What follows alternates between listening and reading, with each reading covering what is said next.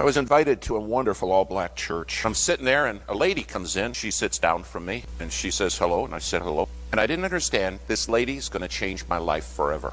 I will leave that service wanting to be like her. She turned to me, and she said, "What are you doing here, white boy?" Now, in my whole life, no one had ever called me white boy. I said, well, white boy's going to preach this morning. She looked at me, and she said, "You got the stuff, white boy?" I said, "I beg your pardon?" She said, "Don't play stupid, white boy."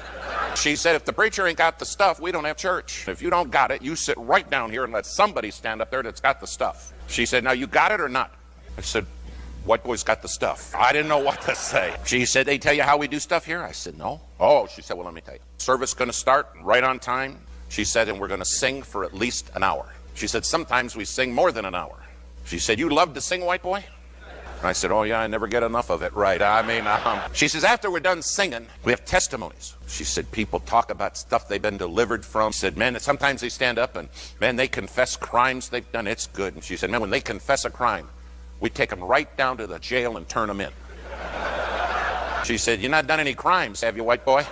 And I thought, none that I'm talking about this morning, no. She said, "After that, we take the offering." She said, "You love to give, don't you?" And I'm thinking, I don't know what's in my pocket, but it's all going in this morning, man. She said, "Then comes the preaching." She said, "You hear me, white boy? We didn't come to get out. We come to go to church." She said, "If you come to get out, just best you not come." What an insult to God. She said, "Whatever stuff you got, make sure we get it, and don't cut it short." She said, "Now, could you do me a favor, white boy?" I said, "Sure." She said, "Could you move over?" I said, "Okay, somebody else coming?" She said, "No."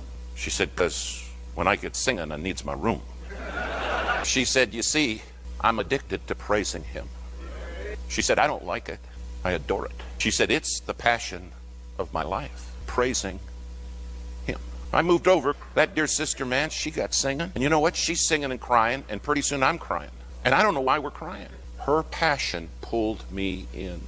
Man, we're singing, and I'm like, boy, I want to praise the Lord like she does.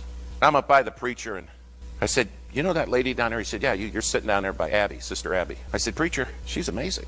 He said, "Well, did she share her testimony with you?" I said, "No." He said, "Well, David, let me tell you." He said, "Just a couple of years ago, her husband and 2 junior high boys walked down to the bus stop. Early in the morning, some shotguns came out and killed her 2 boys and her husband. I met her at the hospital, and I said, 'Abby, what do you want to do?' She said, 'Let's have church. I need to get back to my passion.'" He said, "Did she tell you she has stage 4 cancer and no money for medicine?" I said, "No, she didn't tell me that. All she did was tell me about her Jesus.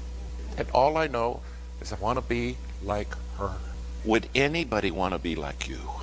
And do you have a passion to praise? If you're blessed by this teaching, please